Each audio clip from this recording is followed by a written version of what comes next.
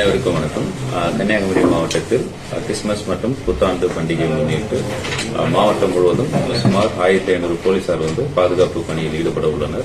இது மட்டுமில்லாமல் சிறப்பு ஏற்பாடாக மாவட்டம் முழுவதும் 78 தற்காலிக சோதனை சாவடிகள் அமைக்கப்பட்டுள்ளது.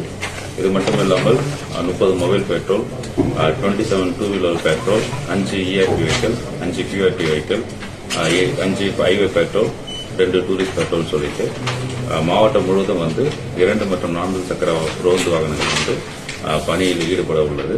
இதன் மூலம் எந்தவித குற்ற சம்பவமும் ஏற்படாமல் விபத்து ஏற்படாமல் நம்மால் தடுக்க முடியும். மேலும் இந்த கிறிஸ்துமஸ் மற்றும் புத்தாண்டு பண்டிகை ஒட்டி 2 சக்கர வாகனங்களில் சாகசத்தில் ஈடுபடுவர், அதிவேகமாக வாகனம் இயக்குபவர், குடித்துவிட்டு வாகனம் இயக்குவோர் மீது கடுமையான நடவடிக்கை எடுப்பது மட்டுமல்லாமல் அவர்களோட லைசன்ஸ் கேன்சல் செய்வதற்கு போதுமான நடவடிக்கை எடுக்கப்படும். மேலும் இந்த 18 வயதுக்குட்பட்ட இளம் சீரார்கள் வாகனம் ஓட்டும் போது சம்பந்தப்பட்ட பெற்றோர்கள் மீது வழக்கு பதிவு செய்து கடுமையான நடவடிக்கை எடுக்கப்படும். இதுவரை இந்த ஆண்டில் மட்டும் 108 வழக்குகள் சம்பந்தப்பட்ட பெற்றோர்கள் மீது வழக்கு பதிவு செய்யப்பட்டுள்ளது. இதன் மூலம் 3 ஆண்டுகள் வரை சிறை தண்டனை கிடைக்க சட்டத்தில் வழிவகை உள்ளது.